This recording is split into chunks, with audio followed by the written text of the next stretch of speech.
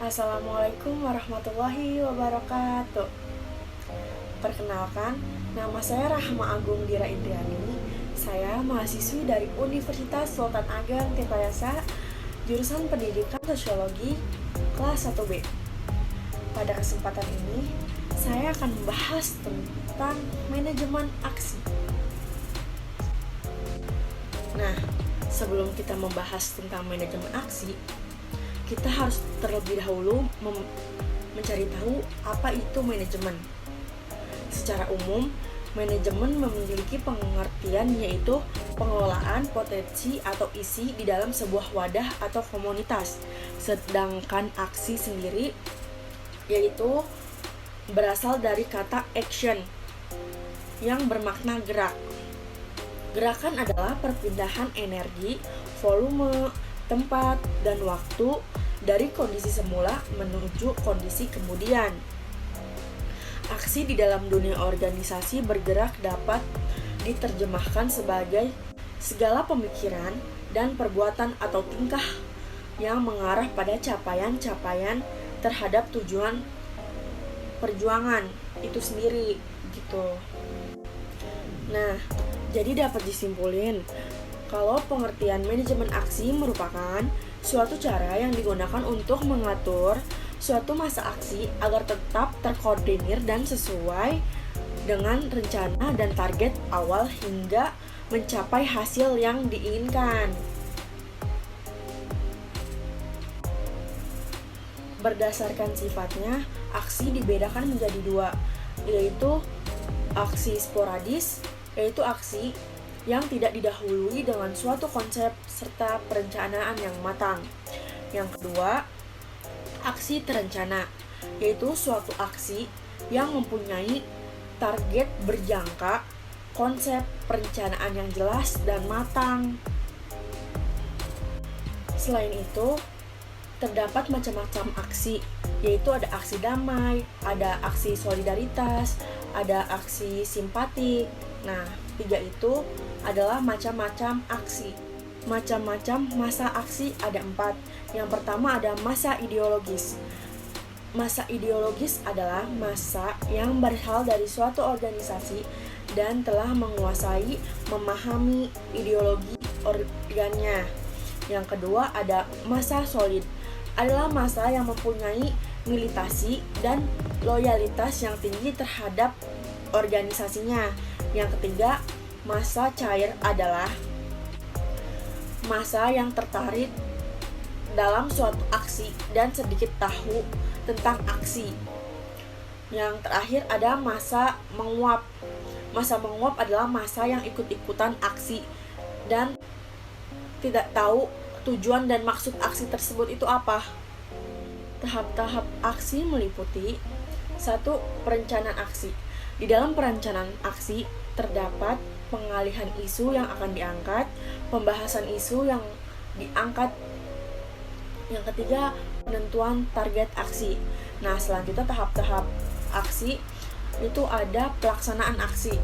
Dalam tahap ini, fungsi dari perangkat aksi diaplikasikan sesuai dengan tugas-tugas masing-masing. Komunikasi serta koordinasi antara perangkat aksi tidak boleh terputus karena perubahan situasi di lapangan sangatlah cepat sehingga hal-hal yang tidak diinginkan dalam suatu aksi dapat dihindari. Contohnya tuh provokasi.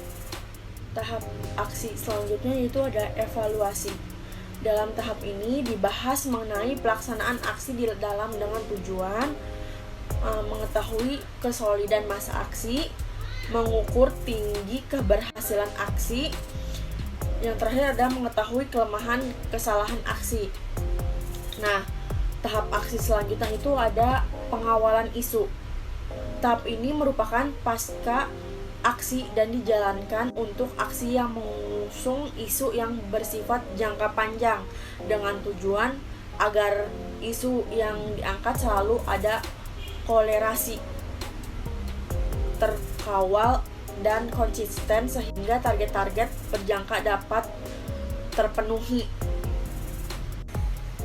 Tahap aksi selanjutnya yaitu ada teknik orasi.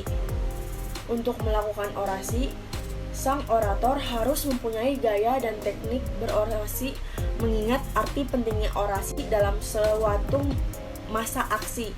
Beberapa hal yang harus diketahui oleh orator yaitu sebelum melakukan orasi, terlebih dahulu mempelajari psikologi massa dan tipe massa. Yang kedua, mengobarkan semangat massa dengan memekikkan jargon-jargon atau yel-yel secara berapi-api. Yang ketiga, ada orator harus menunjukkan performance yang agresif atau berkarisma gitu. Yang keempat, ada seorang orator harus menguasai materi isu yang hendak atau yang sedang dibicarakan, yang diangkat gitu. Yang kelima, menggunakan bahasa yang jelas sesuai dengan tipe massa, lantang dan terdoktriner melalui retorika yang dapat menghegemoni massa. Yang keenam, yang terakhir, ada menarik simpati massa melalui ekspresi wajah. Permasalahan yang sering dihadapi di lapangan adalah kekakuan, baik itu yang disebabkan oleh ketidaksiapan mental atau materi. Akan tetapi itu bisa dieliminir dengan pengalaman lapangan. Tahapan aksi yang terakhir yaitu aturan hukum. Penting dalam undang-undang ini yaitu menyampaikan pendapat di muka umum tidak boleh dilaksanakan di tempat tertentu, antara lain istana presiden, tempat ibadah, dan yang lainnya. Yang kedua, dilarang membawa benda yang membahayakan keselamatan orang-orang sekitar. Yang ketiga, menyampaikan laporan atau pemberitahuan tertulis kepada pihak kepolisian setempat sebelum dilakukannya aksi. Yang terakhir itu surat pemberitahuan memuat tentang tujuan dan maksud aksi. Nah, manajemen aksi terdiri dari beberapa bagian, yaitu ada manajemen massa, manajemen media, manajemen suasana atau lingkungan, dan yang terakhir manajemen operasi. Manajemen massa adalah peraturan yang berkaitan dengan unsur orang dalam lapangan, dinamisasi, pengarahan, mobilisasi massa, pasti memiliki perangkat atau instrumen koordinasi dan instrumen komando baik ke dalam internal massa aksi maupun kepada eksternal massa di sekitar. Yang kedua, manajemen media. Manajemen media adalah peraturan yang berkaitan dengan pihak eksternal ataupun audiens dari aksi yang sedang dilaksanakan. Dalam lapangan, media adalah variabel yang terkendali namun menjadi faktor yang sangat menentukan indikator keberhasilan pasca aksi, terutama untuk aksi yang memang ditujukan dalam rangka membangun opini masyarakat. Manajemen suasana atau lingkungan ini bisa disebut juga environmental setting atau ambient setting. Dalam kegiatan lapangan, kita seringkali hanya memahami tataran operasi seperti suasana acara, teknik evakuasi, dan sebagainya. Namun, terkadang kita lupa untuk membangun suasana yang sesuai dengan tujuan yang diharapkan. Padahal manajemen suasana ini penting untuk menjaga semangat massa aksi dalam mempertahankan mental di lapangan, juga untuk menekan pihak-pihak supaya tujuan dapat tercapai.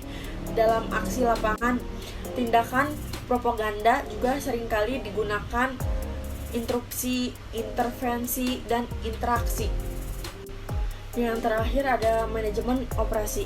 Manajemen operasi adalah yang umum dikenali dengan rencana lapangan. Teknik lapangan ialah salah satu dari bentuk manajemen operasi seperti susunan acara, teknis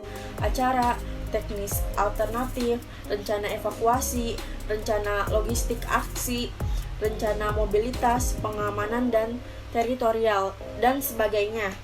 Hal-hal yang memang bersifat teknis di lapangan. Manajemen operasi ini yang paling sering dikuasai dikuasai dalam kegiatan-kegiatan lapangan dalam kampus. Cukup sekian pemaparan yang bisa saya sampaikan. Kurang lebihnya mohon maaf. Terima kasih. Wassalamualaikum warahmatullahi wabarakatuh.